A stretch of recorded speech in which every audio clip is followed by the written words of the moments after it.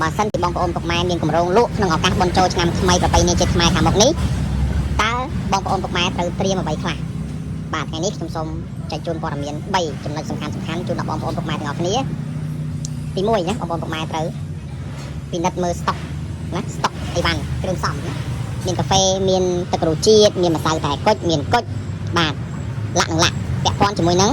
គ្រឿងផ្សំដែលបងប្អូនត្រូវលក់ណាប្រហែលថ្ងៃក្នុងឱកាសនៃបុណ្យចូលឆ្នាំថ្មីហ្នឹងបាទយើងដឹងប្រាប់ហើយណាឱកាសបុណ្យទានគឺជាពេលវេលាមួយដ៏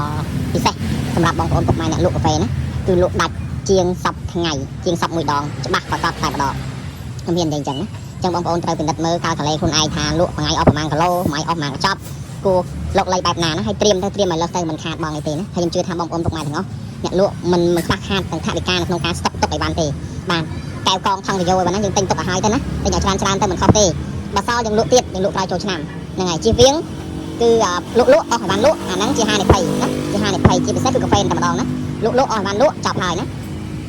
បងប្អូនកន្លែងលក់ទាំងអស់ខ្ញុំជឿថាថ្ងៃបុណ្យទានគឺភាគច្រើនគេសម្រាប់អស់ហើយអញ្ចឹងយើងត្រូវត្រៀមទុកឲ្យហើយណាបងប្អូនបញ្ជាក់ម្ដងទៀតណាពិនិត្យមើលស្តុកឲ្យបានពិនិត្យមើលឲ្យបានត្រៀមទុកឲ្យហើយកុំឲ្យខ្វះខាតពេលកំពុងលក់បានចាប់ពីថ្ងៃហ្នឹងតទៅ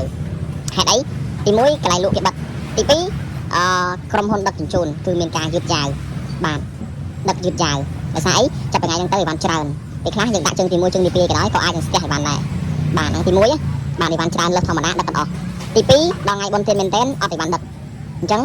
ក្រុមហ៊ុនធ្លាប់ដឹកចេញមួយថ្ងៃ2ដង3ដងអញ្ចឹងនៅសល់តែម្ដងទេបាទតាមខ្ញុំលក់បបិសោរាល់ឆ្នាំណាគឺឧទាហរណ៍ថាកំងដាក់ថ្ងៃ12ជួនកាលឲ្យបាននឹងវាអត់មានអីដឹកទេណាហើយយឺតយ៉ាវឲ្យបានជើងទៀតស្ទះចូលឆ្នាំចប់បានដល់បានឲ្យបានទៅដល់ដៃបងប្អូនអ្នកលក់ក៏មានដែរណាអញ្ចឹងយើងអ្នកលក់ត្រៀមមកហើយទៅណាកំងពីថ្ងៃហ្នឹងទៅឲ្យហើយណាបងប្អូនមួយខ្ញុំច្រើនណាស់គាត់កំងទុកតាំងពីសប្តាហ៍មុននោះកាហ្វេ20 30 10 20 20ណាហើយគ្រឿងផ្សំផ្សេងទៀតគាត់កំងទុកឲ្យហើយតែខ្ញុំនិយាយនេះគឺសម្រាប់បងប្អូនមួយចំនួនតូចដែលគាត់មិនបានត្រៀមអញ្ចឹងត្រៀមមកហើយកុំឲ្យខ្វះខាតទាន់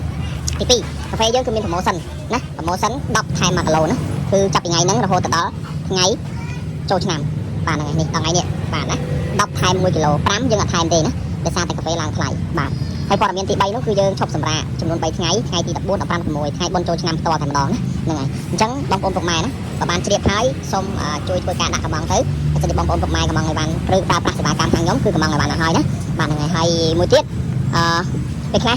ចាប់ពីថ្ងៃហ្នឹងទៅគឺរវល់ខ្លាំងហ្មងទាំងខ្ញុំទាំងបងប្អូនអញ្ចឹងពេលខ្លះវាអាចនឹងយឺតយ៉ាវដែរជួនកាលបងប្អូនកំងខ្ញុំថ្ងៃហ្នឹងគឺមិនប្រកាសខ្ញុំដាក់តថ្ងៃហ្នឹងដែរណាព្រោះរវល់ដូចគ្នាខ្ញុំក៏រវល់មួយកំងច្រើនហើយបងប្អូនក៏រវល់ដូចគ្នាអញ្ចឹងយើងមានតែសម្របសម្រួលណាយកយកអធិស្ឋានបើមានការខ្វះខាតយឺតយ៉ាវណាបាទអរគុណសម្រាប់ឆ្នាំនេះគឺខ្ញុំបានស្តុកកាហ្វេណាស្តុកកាហ្វេចូល2តោនទុកលក់ជូនបងប្អូនណាឥឡូវនេះអស់1តោនហើយប្រហែលថ្ងៃដែលខ្ញុំបោះរហូតហ្នឹងគឺអស់1តោនហើយអញ្ចឹង1តោនទៀតនេះគឺត្រៀមសម្រាប់បងប្អូនចាប់ពីថ្ងៃហ្នឹងទៅណាបាទអញ្ចឹងកំងឲ្យហើយណាបាទអរគុណជម្រាបលា